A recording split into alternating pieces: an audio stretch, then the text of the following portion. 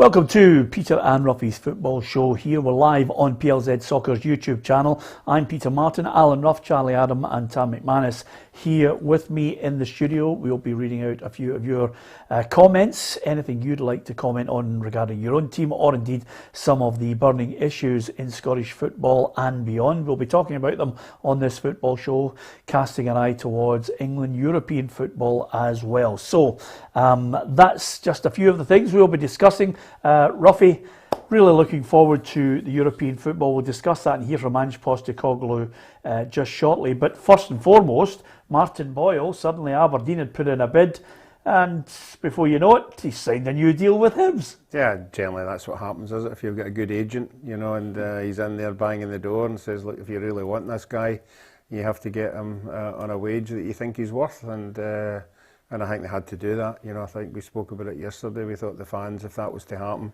the fans would be an uproar. You know, you just can't let your best player go to, you know, another club that you're going to be going for third or fourth in the league with. So, no, good luck to him. And obviously we're guessing about what he's on, but it'll be certainly a lot better than what he was on.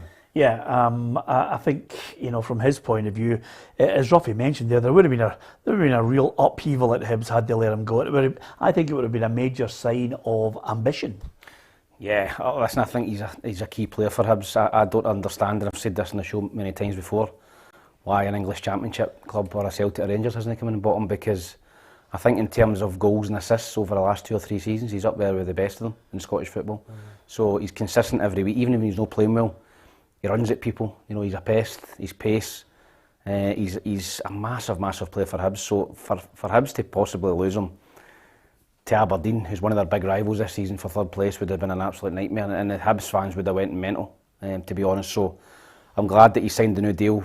By all accounts, that new deal has been ongoing since the start of the season.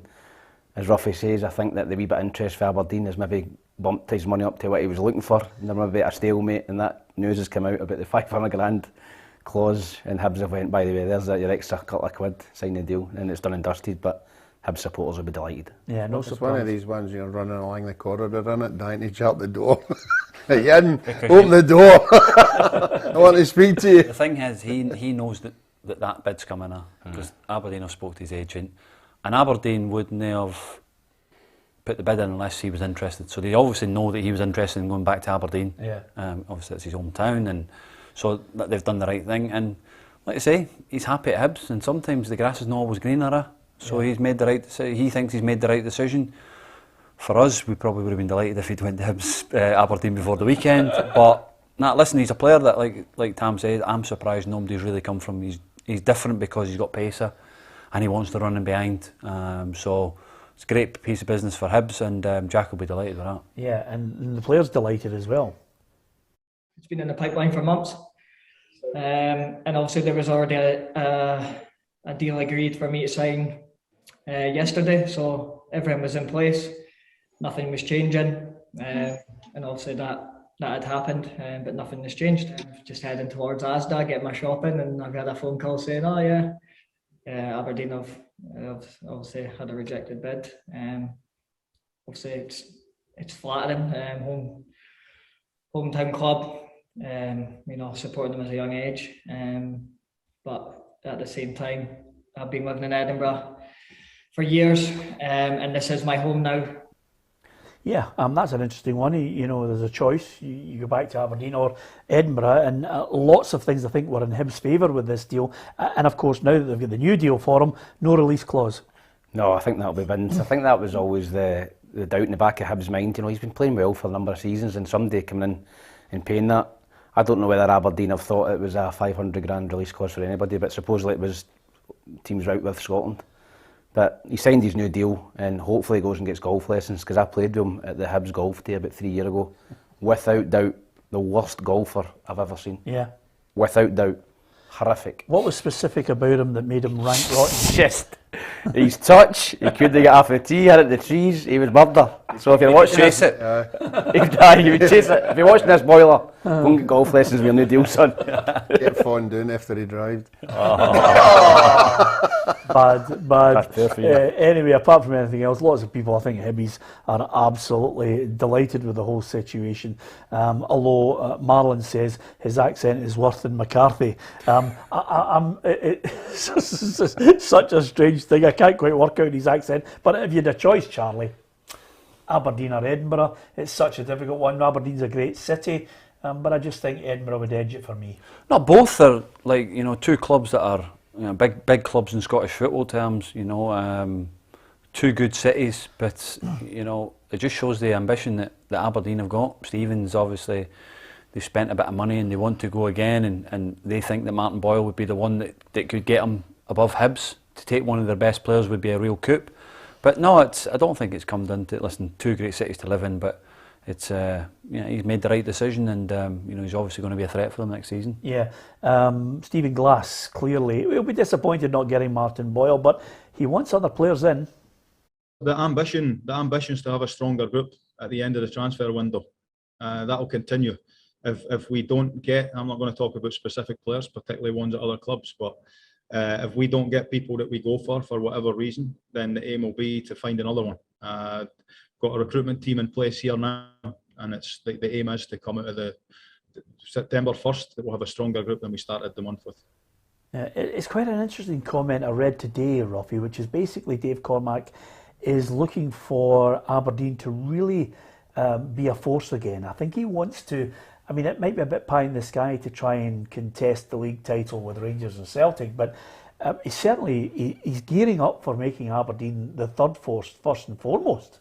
No, he talks the talk, doesn't he? He's an American, you know, they all do that, you know, they're all high above their station, but if he believes it himself, then he's got to back it up. Yeah, but he has backed it up. I mean, they look as if they've got not a bad side. I think they're maybe 3 or 4 short. Well, I think they've got no bad side either, but one of the trophies that's just been taken away from them that they should have been in the semi-final and the final. Yeah. That's what the supporters, they know they're not going to win the league, so they're looking at 3rd or 4th and getting back into Europe. But the big thing for a team like Aberdeen is the cups.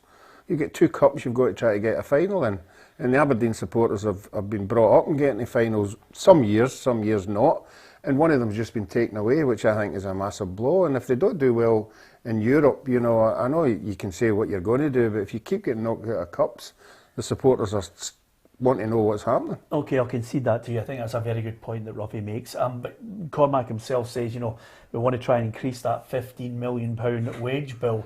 They're going to have to try and increase it quite a substantial amount if they're going to contest anything with Celtic and Rangers. But I will counter that by saying you can give them a bloody nose every now and then if you've got the right type of players. I like the fact that they've got hedges. I think if they, you know, Tam continually says Stephen Glass wants to attack. I think if you start to get wingers there, and if he sorts out his back line, then maybe every now and then they really could give Rangers or Celtic a bloody nose. You can, but can they do it consistently? No, I don't think they can. I don't think it doesn't matter if they're going to have to go and spend. You know, that figure's probably going to go to 25 million as a wage budget if you think you can compete with Rangers and Celtic, and you're probably going to be off it. You know, I don't think you can compete with Rangers and Celtic because at a flick of a switch, they can get investors that can pump hundreds of millions in if they want. So I don't think Aberdeen and Hibs can compete. You know, I think it's about can they go and you might have the odd season where one might finish 3rd, but that's going to be very, very rare. And I think it's between Hibs and Aberdeen are the 2 biggest outside the old firm to finish 3rd and 4th. You know, because everybody else's wage budget's well below what they are. So no, I think Dave, obviously, like Ruffy says, he talks a good game, but it's going to take a lot of money to try and get anywhere near the old firm. Yeah. As far as players coming in elsewhere, Celtic now, you know, I think will unveil them probably after the game against AZ Alkmaar, but Josip Juranovic from Legia Warsaw. So suddenly Anthony Ralston will have competition in that right back position. I would imagine Juranovic will go straight into that, which I feel a wee bit sorry for Ralston, but that's the nature of the game, Tam. I was thinking that Celtic were buying him just as a backup to Ralston. But you seem to think he's going to the team. The way Ralston's playing now, you know, he'd be very hard to shift. But as I say, Celtic need cover. I think they need a left back as well. So I think they need cover on the left hand side, maybe another centre back. But they're starting to get players in now. Yeah, they're getting in, a guy's an international player, you know, for Croatia. So that's the kind of quality that's going to worry Rangers.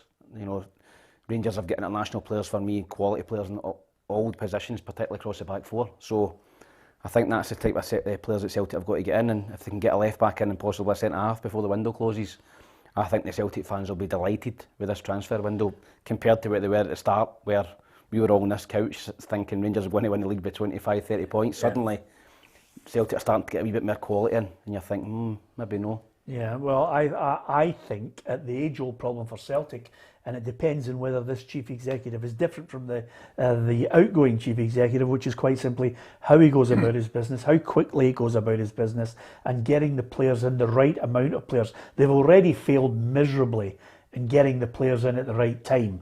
So the Celtic fans have let them know how displeased they are with this board, Ruffy. But if they could now, you've mentioned too, I think they need over and above this guy, I think they need a centre half. I think they need a left back.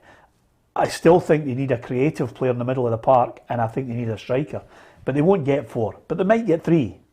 I think they need 4 because I'm sure Edward's going to go before. Well, they need another one then. If he goes, right. They need 5. He's got to go. You know, I think. Will Christie go? The money side. My thoughts are if there's a player in there who doesn't want to be there, get rid of him. You know, just I don't sell think him. Christie's. But if he's given if he's given the thoughts behind the scenes that I want to move. But he's been excellent. I think he's been brilliant. Like would you want him in the dressing room, Charlie? Yeah, There's because too many people walking. No, but I think they can. I think they can afford to give him the 6 months, and because he's playing as well as he did. Well, he's playing better than he did last season. So with 6 months to go in his contract, they can worry about bringing somebody in January, or within that period from the 1st September to January, they can try and hammer out a deal and say, listen, we're desperate to keep you. What are you looking for? This is the deal. We'll give you it because what you've done on this start of the season, you've been excellent. You've not let your head go down. And I just think that's the way. I think Celtic would probably rather lose him for nothing than get rid of him in this window, because he's still a very good player for Celtic. Well, I think it would be poor business on their part then, because he wants to go. Yeah, but how much are you going to get for him? He's £1 million. Well, it's worth it. Not for Celtic. But he's the player that wants to go. So you're not going to get him on an extended deal. You're going to look at it and say to yourself, right, already he wants to go, so do you take the money for it and then go out and get someone else, or do you keep him for the 6 months? I think it would depend how much you're getting, Peter. I mean, if somebody comes in and goes, well, hold on a minute. No, but hold on a minute. I wouldn't take $1 million from him. But Charlie's not the light, the way, and the truth when it comes to working out how much players are.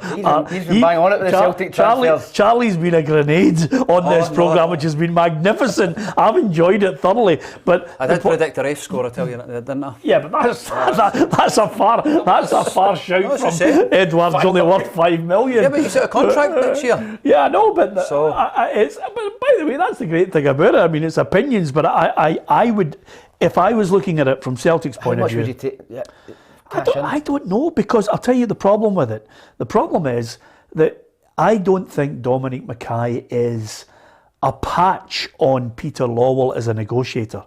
If there are credits to be and plaudits for Peter Lawwell, it was that he got 26 million for Ayer and the right back. Listen, if you wanted somebody in there fighting your corner who knew everything about the game, he's your man.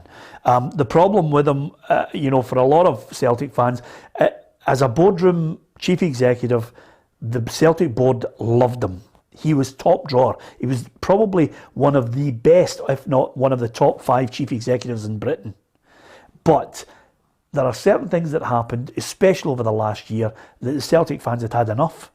And I think, but the one thing I look at now is Dom Mackay is a chief executive in the true sense that he will negotiate certain things and work the business the way Dermot wants it to be worked. But Peter Lawwell had so many other skills. He knew how to get into negotiations. He also knew how to fight Celtic's corner in Europe. He also knew how to fight Celtic's corner domestically. So he was a very powerful and shrewd cookie, and I think he had more skills than Dominic Mackay. So, but we don't know the background to the Christie, the chat, the wage that he's on now, what he said to them, and what Celtic are thinking. The manager, do I want this guy for 6 months to help me along? There's no doubt in the last couple of weeks he's been top drawer. Of course he does. I think Postecoglou wants him there as long as possible, and there's possibly a £30 or £40 million bounty for the winners of the league this season. Yeah. So for me, it makes sense to keep Christie and let him go for nothing to try and win the league, rather than taking £1 million, £1.5 million now for him. I just don't. I think that would be silly. You can't replace him for that. No. You may as well just letting his contract run down. Edward, I think, is different because he's a higher valuation. But I think in terms of Christie, you're maybe getting £1 million, £1.5 million from someone in the English Championship. Yeah. I think about Christie is that he's probably looking, thinking, I've been Celtic for a number of years, never really probably been rewarded what everybody else has been, probably not on the wages what he expects he should be getting for what he's achieved there. And he's thought, well, I'll let my contract run down.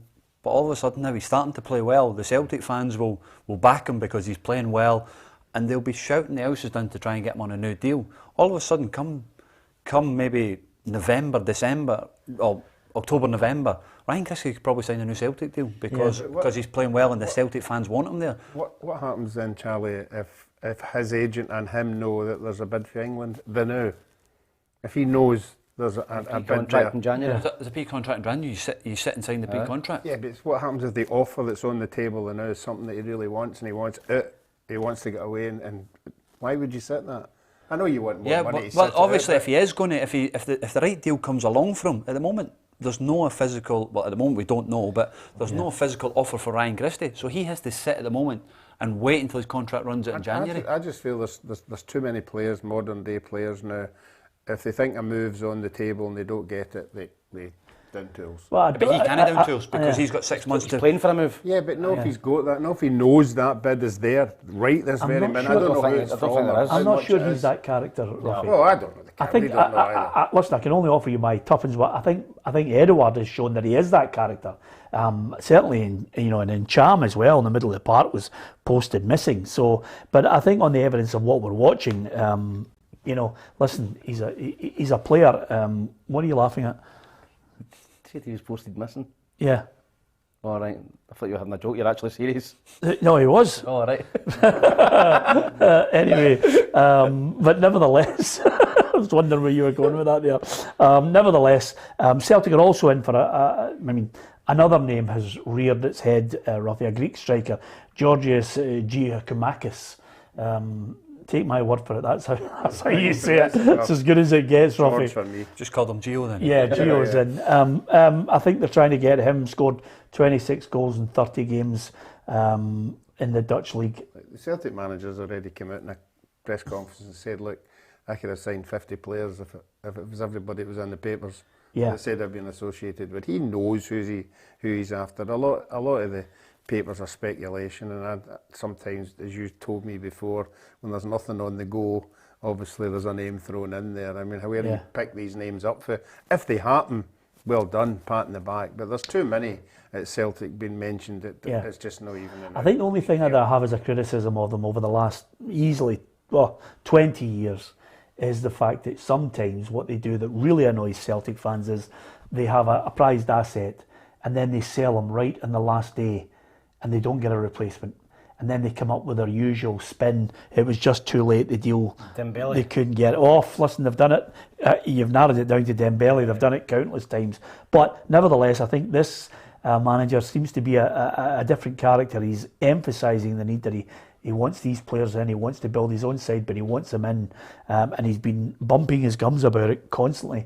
More and more over the last couple of weeks, so he clearly has cranked it up with them. They've got AZ Alkmaar tonight. Could be a good game. Looking forward to it. Certainly a step up in class. Abada back in the squad. Christie likely to be back in time for the St Mirren game. But 2 legs, Ruffy, and a real chance for Celtic to get themselves Europa League. If not, it's dropping into the conference.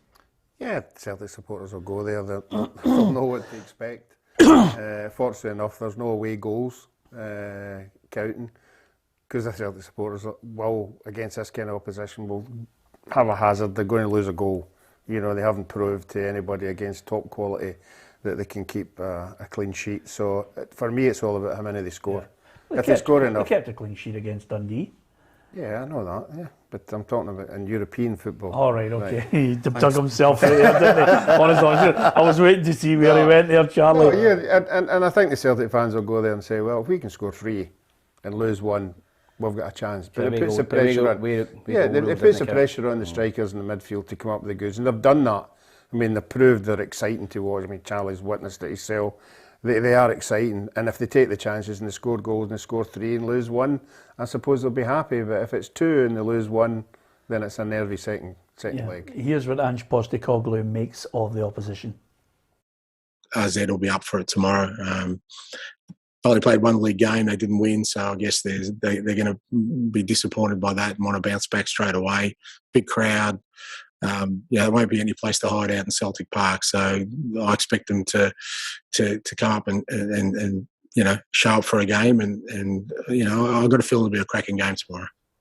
Yep, really looking forward to it.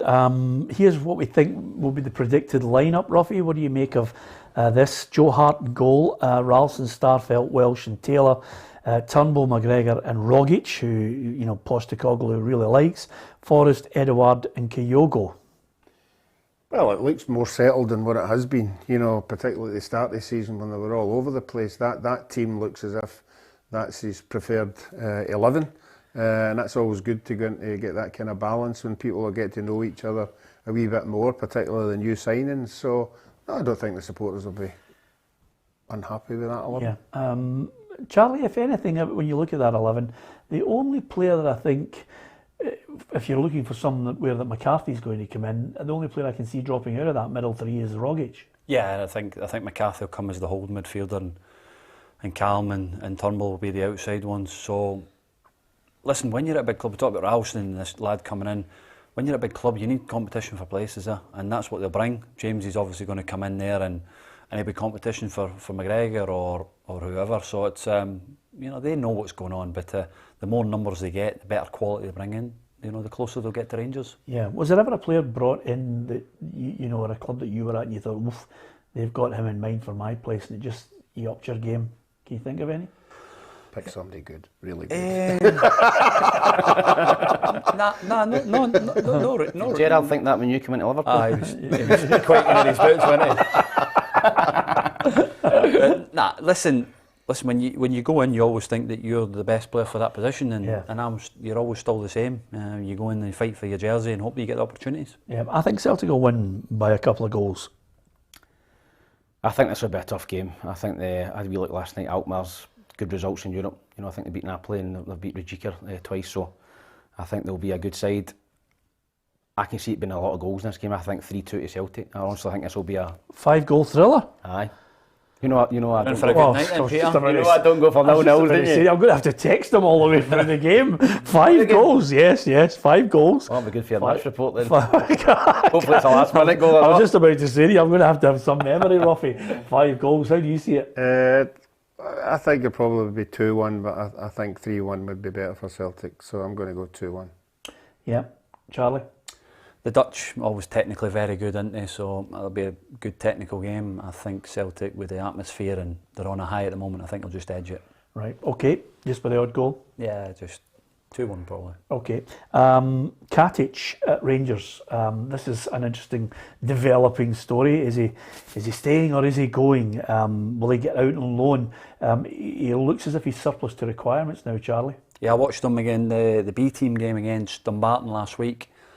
And you can see he'd obviously been out for a long time. And I think they will look to try and get him on loan.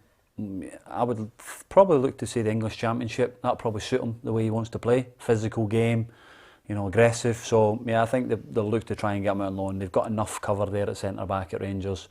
I think there's 3 or 4 centre backs fighting for one position because Goldson plays every week. So I don't think he'll get in that team on the basis of what he showed the other night in that B game. He looked a little bit, he looked like he'd be coming back from an injury. So if they can try and get him out on loan, it'd be great for him to go and get experience in the British game and get back up to full fitness. Yeah, this is what Steven Gerrard had to say on Katic and other possible transfer dealings. There's a lot of hard work behind the scenes always going on whilst the window is still open. You never know, but I don't think there'll be a huge amount of incomings. Niko Katic needs to play football, and we're looking at options in terms of people saying his future is done here. That is wide of the mark. Well, we shall see what happens with Katic, but certainly I think Steven Gerrard will look at the options that he has in the back line and feel fairly comfortable. Incomings, I still think there'll be the potential for one person to go out, and then he just has to get on with it. Yeah, I don't know who's going to leave. There's always rumours about Morelos, you know, Ryan Kent, Kamara, obviously Spartak Moscow were linked to him. So whether they go and cash in on one of those big ones remains to be seen. I think if they can get into, I think they'll get past this Armenian team and get into the group stages of the Europa. So I think they'll be fine. They'll get that money, but just depends how confident they are in the financial situation as it Rangers. As I said, there's 30-40 million up for grabs at the end of the season, the Champions League. Rangers gambled heavily last season, paid off. Do they do the same this season and keep all their best players? Yeah, remains to be seen. Juninho Bucana is one that maybe is a name that's been linked with him. Maybe Steven Gerrard sitting playing that game of let's wait and see what the Europa League brings. If we can get that group stage, then you make that move and get that one more player. I think they'll be looking. I don't think they'll sell any of the big ones. You don't? No, I don't. Not even Kamara? No, I don't think they will. I think the board, I think they'll be happy where they're at, and they'll have a right push because they can get automatic Champions League next season. They have to win the league this year to get automatic and take away that disappointment. So I don't think they'll sell anybody. They will look to probably bring one more in because Ryan Jack's probably still not ready, and we're looking to that. LUNDSTRAM now starting to get up to a bit of form and fitness as well. So yeah, they've got plenty covered in that midfield area as well. So no, I think Rangers, if they can add to that, I think they'll be happy. Yeah, Rangers against Alashkert. Here's what John Lundstram thinks of not only playing for Rangers, but obviously European competition. Coming into my first European competition, I have a massive desire to put the club into the group stages. We're all disappointed with Malmo, but we now have to purely focus on tomorrow and that Europa League. It's still another massive competition, and it is. There's more than 3 million on offer in the Europa League. You might get upwards of 10, depending on where you go into the latter stages, and Rangers have been in the last 16, Ruffy. No, I think once you get the group stages, the supporters buy into it. You know, you look at the games at Ibrox, sellouts, you know, and obviously the package that goes with it. And there's a large income of money coming in because you're in the group stages. So that's something you have to take into consideration as well. You know, that's why I think it is important that Rangers keep a hold of all their players, because these are big games for the supporters. Yeah, and as far as supporters are concerned, I know Stuart Robertson has come out and apologised to them. The ticketing system and getting in to Ibrox was very difficult in the Malmo game.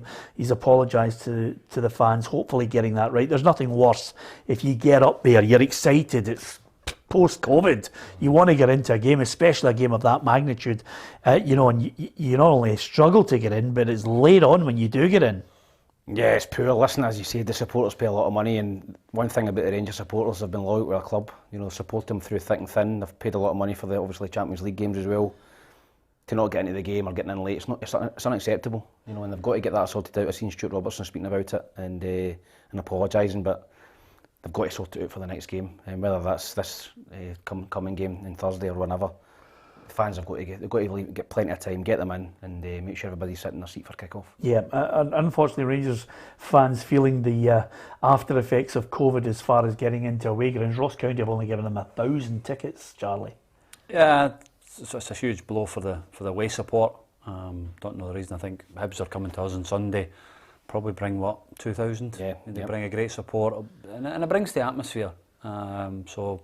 Yeah, it's a blow for the fans, and Rangers obviously wanted more tickets, but they have to deal with it. Yeah, and of course the Old Firm game's coming ever closer, Ruffy. I still look at his mob for starting this whole charade with the, you know, let's not give the away fans the tickets, and then once the stadium's empty, they start going, oh wait a minute, we made a mistake, we'll let the Hearts fans back in. Then Rangers tit for tat with Celtic. Now we're in a situation where you're lucky if there's 700 Rangers or Celtic fans at an Old Firm game. It's killed the tie. Yeah, I think anybody Charlie's been in the game, I think anybody who's on the outside looking in, supporters make that game You know, the banter that goes on with it, or the colour that goes on with it. Poison. Not unequal, the poison. I love the way you're pure Enid Blyton actually painting know the what picture. goes Like on. that. Oh, absolutely. No. All of a sudden I was thinking, this is a Walt Disney movie. This is not. This is the Hammer House of Horror. Oh, it's not at the beginning of the game. You know, when everybody's a bit of banter and you've got a large contingent on that side. Part of you They're singing songs, they've got their own songs they sing. And not the songs that headphones in the director's no. There's a few. Balaclava When we were sitting at Ibrox and we're sitting in the media bit and you see what's going on before the game and everything, it's brilliant. Yeah. It's fantastic. All the carry on that goes on, whether one of them's doing well and the other one's no, and they're rubbing it in, whatever, whether it's beach balls or whatever. There's some of the good side of it. The good side of it. There is a bad side. The 20% part is really good. It's the 80 that annoys the life out of the normal thinking person. But my point on it, Charlie, is quite simply this. Get the away fans in great numbers. 7,000. They've killed the tie. Rangers have killed it, and Celtic have just joined them in it. I mean, you couldn't make it up. I'd love to write a book on the lunacy of the people who run the Scottish football. Yeah, I just open it up, get it at the atmosphere, show why it is the best derby in the world, and let it go. And listen, got to police it better. We know that, but. You know, we've got to get the 7,000 back in and make it a proper atmosphere. It was Rangers that done it initially, with Celtic fans. I think it was due to Celtic for going to Ibrox and getting them a doing. I was having a go at you because it was Hibs who started this whole thing. Was it Hibs? Yeah, Hibs started it with Hearts, and then Rangers jumped on the bandwagon a month later, and then obviously Leanne Dempster backtracked, then the Hearts fans were allowed in. But now the whole Glasgow derby is killed off because obviously, listen, I don't want to highlight some of the misdemeanours of boards and the lunacy that goes on, but that's the start of the last couple of years of just a nightmare, killing the game, killed it completely. No, it did. And I said, you want the big atmospheres there. And I played it in Edinburgh derbies at Tynecastle in particular. That full stand full of Hibs supporters. You know, it was fantastic. And when Hearts came to Easter Road, it was the same, and that's what you want. And same with the Celtic Rangers games, you want the big support there. Yeah. You know, and celebrating in front of them if you score a goal. But as I said, I think Rangers were concerned that the Celtic kept beating them at Ibrox, and that big support seemed to be sucking the ball into the net at times in that away end. And see, to be honest with Rangers, when they did go down to 700 away fans, they were a better team. They were beating Celtic at Ibrox, so maybe it was something to do with the crowd. I don't know. Yeah, well, it must be one of these days. One of these days, Ruffy. Do you know what it is? It's the tennis. Last night, I'm so angry that I've decided to argue with everybody.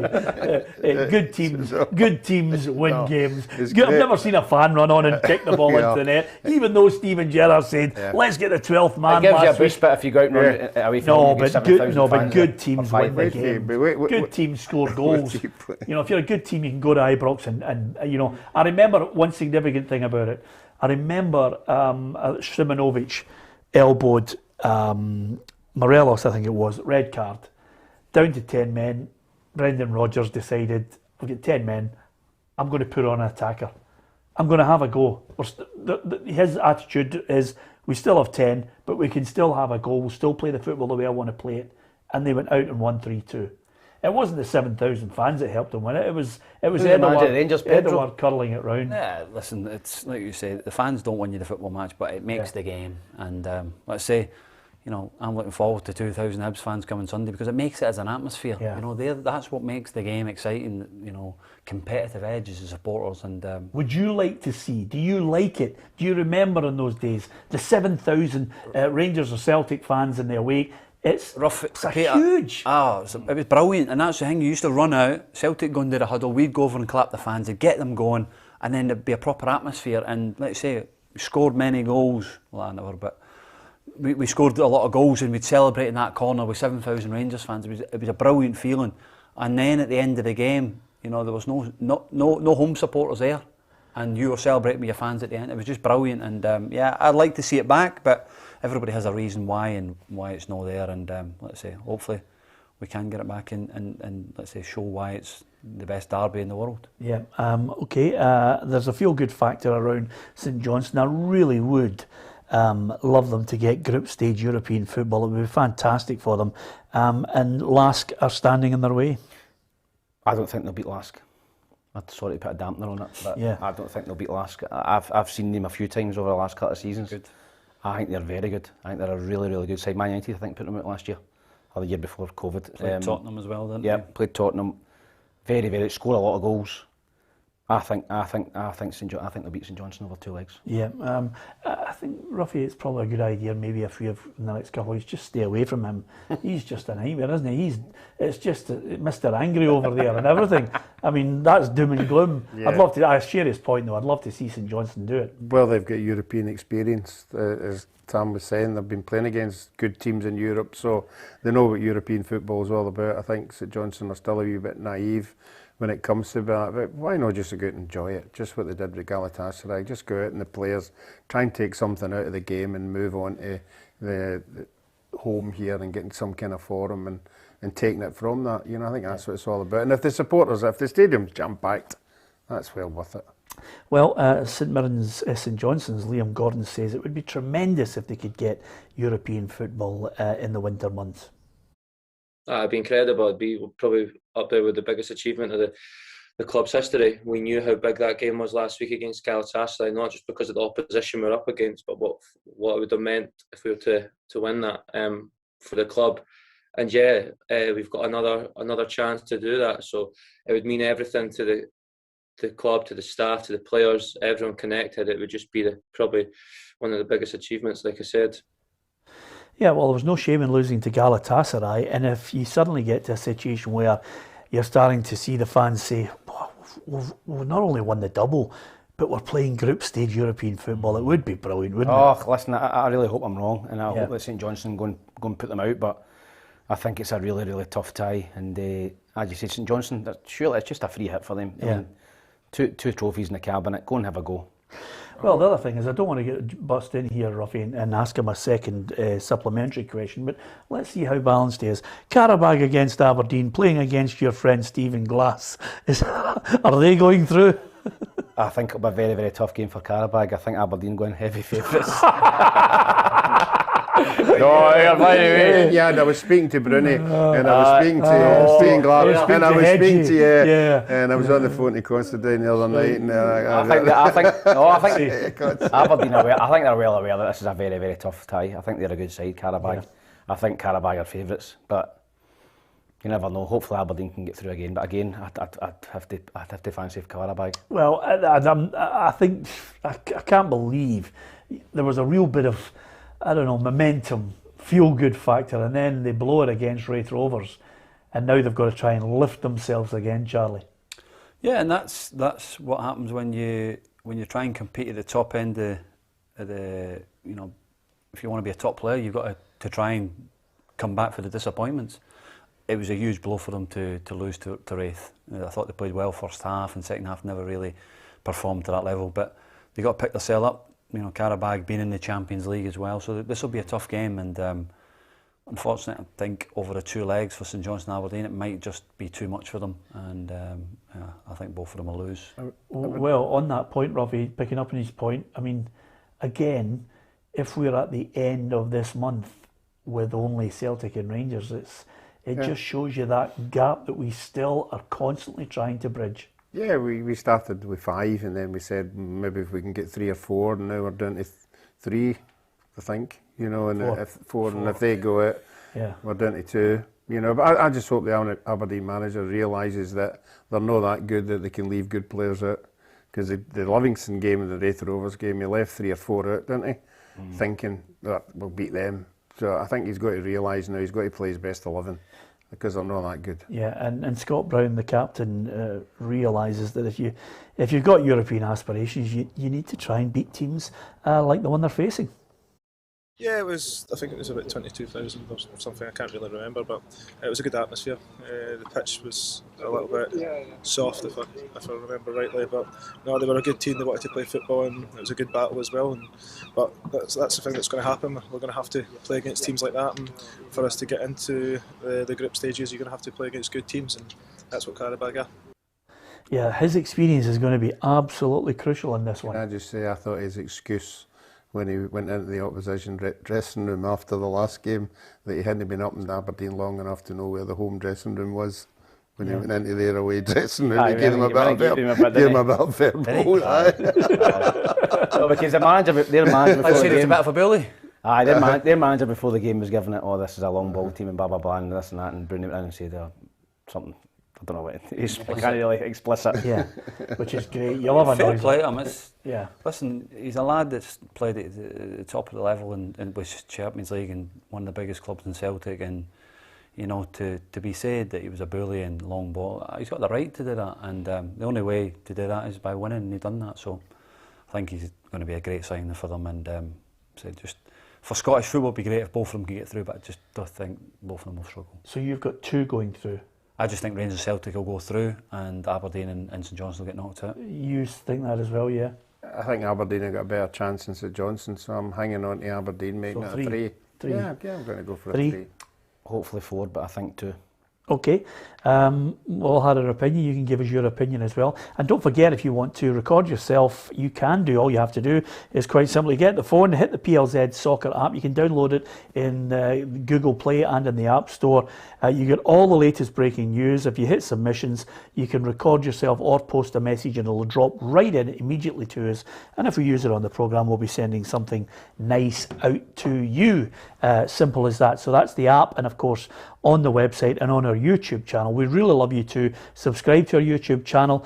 There's lots of chances to win some great prizes, and we're here Monday to Friday at 4 o'clock, and more often than not in domestic football and certainly in the European football as well. You'll hear from the managers and the players pre the game and post the game as well, and I'll be live outside Celtic Park tonight after the game against AZ Alkmaar, giving you my thoughts on their performance and the thoughts of Ange Postecoglou. Simple as that. Okay, listen, we talked about money and how crucial it is to clubs not only here in Scotland, across the UK and in Europe. And Barcelona are looking and thinking to themselves, boy, we need to start offloading players. 5, 6, possibly 7 have to go.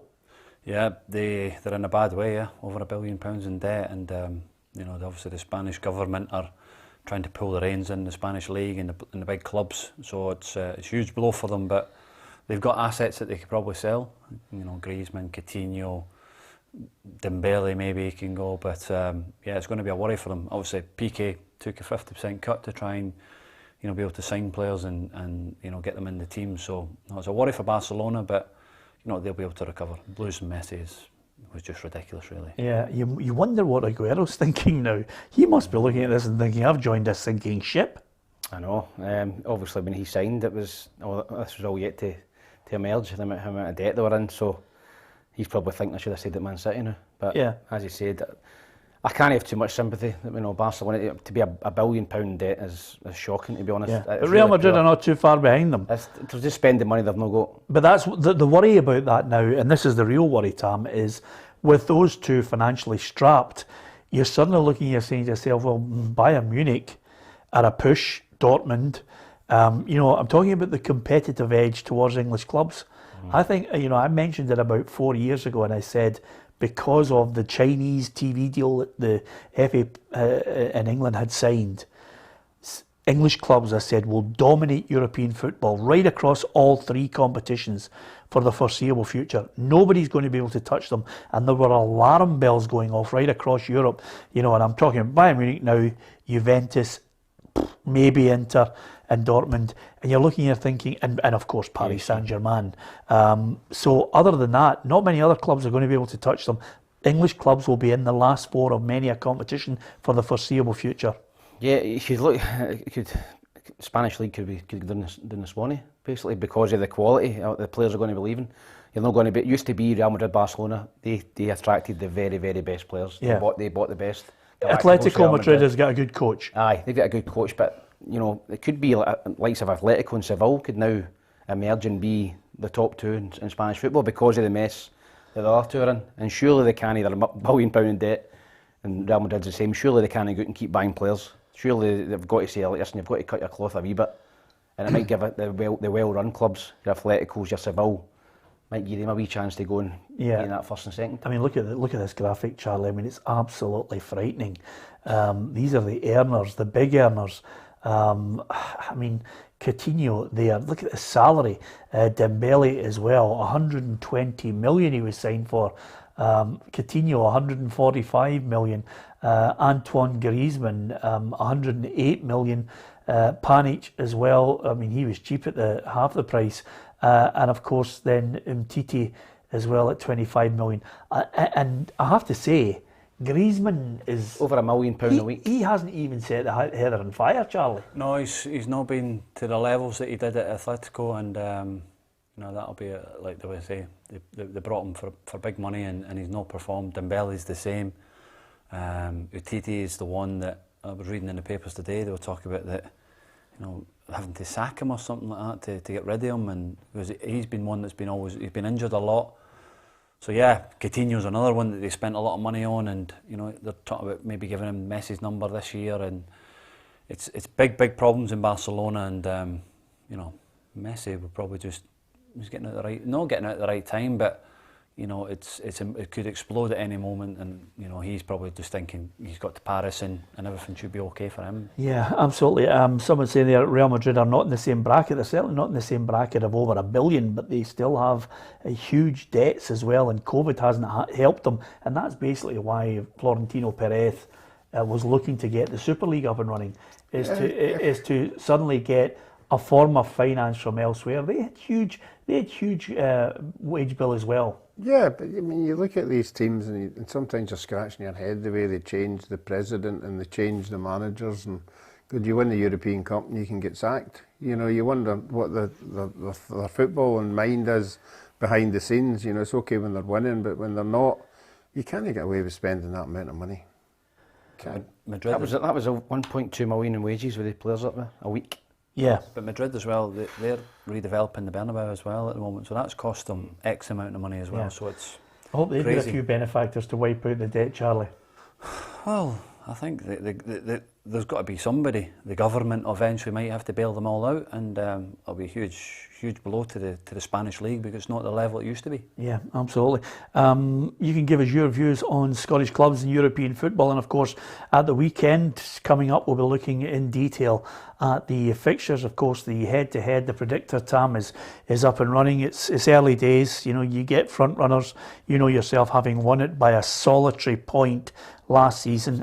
Still won it. And of course, Ruffy, who lost it. That it's neck and neck. It's quite tight at the moment. But we've got additional people in the league, Ruffy. We've allowed a pyramid system where we're now allowing people. We haven't had a WhatsApp vote to say, yeah, we're letting you in, but suddenly we've dumped them. Yeah. They're all in. Alison's in there. Hugh McDonald's in there. Yeah, but as you can tell with some of the texts that we're getting about last week, there's a bit of apprehension for the newcomers who think they're getting cheated already. I think from a good point of view is there's more bodies, so there's less chance of finishing last, but the bad point is if you do finish last, for 5 or 6. Yeah, it's going to be a skinner. I don't want to predict anything. I don't want to be able to suddenly have to eat my words at the end of it, but it's tight at the top. It's going to be a great race. If Gabs loses, I think it's going to be it's a chippy. So it's cheap, as simple as that. Yeah, it could be anything, can it? Noodles and beans or something. Yeah, it could be just a tight Aberdonian, a cone from Equis, to be honest with you. There are other good ice cream stores, but I just thought that would come into my head, Ruffy. Before we go, I have to say well done to Glasgow City. Still, as more and more clubs put money behind women's football in Scotland and in the UK, Glasgow City still in there, still the team that everybody's looking at as the benchmark. Gabriel Antoniazzi has a look at their Champions League exploits. The Women's Champions League has returned today in its new and hopefully improved format. It's certainly been successful for Glasgow City so far, who scored 3 first-half goals to cruise past BARCA'S in their qualifying round 1 opening fixture under the guidance of interim boss Grant Scott. City will meet the winners of BIIK Kazigurt or Slovan Bratislava at Broadwood in the first round final on Saturday night, with the aim of progressing to the second round of the tournament, which they have reached the quarter-finals of twice before. Celtic make their tournament debut this evening after manager Fran Alonso guided them to second place domestically last campaign. The Hoops face group favourites Levante in the round 1 semi-final at 5 o'clock, with the winners progressing to Saturday's final against the victor of host Rosenborg and Minsk. City will be looking to go deep into the competition again, whilst Celtic test the water for the first time as the team continues to grow, now on a European stage. Well, I have to tell you, it's great that Glasgow City are still in there because the other clubs are now seeing the value of the long-term opportunities in women's football. They want to invest in it. I think it'll become bigger and bigger. I'm not so sure it'll be in my lifetime that they will have the wages that the men have, but they'll certainly be pushing for it once women go through the same process as the men's game is, which is basically people realise that you have to be a physical specimen, a sportsman at the top of your game physically and mentally. Yeah, but listen, you see in the English game how much investment they have to put in. Your Cities, your Chelseas, United obviously now are putting a lot of money in Liverpool. So now, Rangers and Celtic, I've got the women's team. Glasgow City have done brilliant for years, and as long as it keeps continuing, we can get the results. Hibs obviously are a good side. So no, it's great that the clubs are taking the onus on helping each other out and getting the women's game up and running. And like I say, performances like this in the Champions League can definitely help. Can you read out the three goal scorers from Glasgow City today, particularly the one in the middle there, which is one of the best names I've ever heard in football? Claire Shine, Priscilla Chinchilla and Vital Katz. Listen, that was my game, by the way. That's my game. Ruffy. Priscilla Chinchilla, what a name. Ruffy can't even pronounce Alfredo Morelos. But for me, going across Europe and commentating on Champions League and Europa League, that's what it's all about. There's not many that's been involved in that Champions League, Peter, is there? No, there's definitely not. I've certainly commentated on it. You've been there, watching you, stirring your stuff. And I can tell you, and I might as well promote this, Ruffy, because I'm really looking forward to the programme going out. But I had a great day yesterday. Sometimes you can wallow in a bit of nostalgia. And Ruffy, I think it's fair to say that this year marks the 50th anniversary of you and the Partick Thistle boys defeating Celtic by 4-1 in the 1971 League Cup final. There's all sorts of events going on. It's going to be the next couple of months, I think, is going to be tremendously nostalgic for you, emotional, but brilliant to wallow in it. Yeah, and I think the good thing about it is it's 50 years ago and our 12 guys are still about, which is quite important. Unfortunately for the Celtic team, it's sadly not the case because they had tremendous players and unfortunately some of them have passed away. But the ones that are still here will be taking part in everything we're doing, the dinner, the replica medals, the strips and everything. And like most fans, they've all bought into it. I mean, they're buying up everything that they can get their hands on. Yeah, if you get a chance, there is a colour version on YouTube of Partick Thistle 4, Celtic 1. You really should watch it because we've put together a special programme, Ruffy and the Partick Thistle captain, Alec Ray, and it was just brilliant. Alec looks in great nick for 78, and the memories and the stories you two were telling is brilliant. It's a special that's going out on, we're putting it out on the 23rd of October, Ruffy, which is the day that you defeated Celtic, and there's some great stories. Yeah, it was fantastic. I mean, obviously it's 50 years ago. Some people's memories are better than others, and some of the stuff Alec was coming away with, particularly about his mum coming onto the bus after it was fantastic. And his mum used to come to all the games and that, and they were so devoted to everything that Alec done, and some of his stories are just hilarious, weren't they? Yeah, it was really, really good. Not to be missed, 23rd of October on PLZ Soccer's YouTube channel. It's fantastic, and just in case you're thinking, okay, Partick Thistle beat Celtic, this was a Celtic side, Charlie, that had been in the European Cup final the year before. This was a Celtic side that contained a lot of Lisbon Lions. Sadly, some of them, as Ruffy has pointed out, have passed away. But listen to this. Evan Williams, Davy Hay, Tommy Gemmell, Bobby Murdoch, George Connolly, Jim Brogan, Jimmy Johnson, Kenny Dalglish, Harry Hood, Tommy Callan and Lou Macari. Now, in anybody's book, Tam, that's some team. That's some team. I mean, as you say, there's 5 or 6 Lisbon Lions there. So that must have been, I mean, I don't know what the odds were back then, but I take it Celtic were like 1 to 10 or something to win that game. Are they like used massive price? We're using the same league as Celtic. Yeah, we just got promoted. Did Celtic win the league? They were in the middle of their 9 in a row. So that was a huge shock then. I'm not like you. I don't know what the odds were. You just went into the game hoping we won it. It was a massive underdogs. Oh God, yeah. Huge. I mean, Peter has the quote, wasn't it? When this is the quote. The BBC reporter on Grandstand says, we're getting a scoreline here that Partick Thistle 4, Celtic 0. That can't be the right score. As soon as we get that correction amended, we'll let you know what the right score is. 4-0, they were 4-0 up after half an hour. It was incredible. It was unbelievable. 4-0, Charlie. And can I just say to you, the Belgian was 19 years of age. Not bad, was it? Oh, it was a great day. But Is that like the biggest achievement in your whole, like, no, in your club? In your club Club, career? oh, club, by a mile, you know. But it's like one of the ones, you know. But you've been in a lot of finals. It's one, once you've won it, you go, this is great. This must happen every year, and it doesn't. Oh. It doesn't happen. So if you get a chance to get one, enjoy it. And that's why at the end of the game, I've always said, I wish we could do that again. Yeah. How can we not start again? No, but you never know what the score's going to be, so just take it while it's there. It's a great programme, it's well worth watching. Ruffy and the captain of Partick Thistle, Alec Ray, going back in time 50 years. 23rd of October 1971, where they thumped Celtic by 4-1. It's well worth watching on PLZ Soccer's YouTube channel. Don't forget to subscribe to our channel, join the football family, and you can hit the bell as well, and that'll give you notifications when we are live, or we've got some unique video content for you to peruse. If you want all the latest breaking news, then download the app as well. It's there for you. Scottish, English, European and world football right at your fingertips. And of course you can also join us by recording your message as well. Great chat today, thoroughly enjoyed it. Apologies for Tam, really in a bad mood. Must have been a tough day at the golf. He's only got 2 clubs going through. Simon Donnelly, fucking terrible. Yeah, absolutely. And honestly, we're right at the last part of it. He's got the same. He's got the same disease as Ruffy.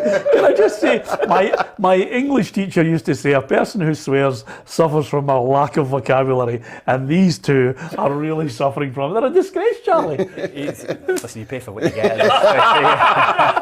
If you want to pay top dollar, you get quality. That's exactly it. Thank God for Charlie, Adam. Thanks for watching. Good night.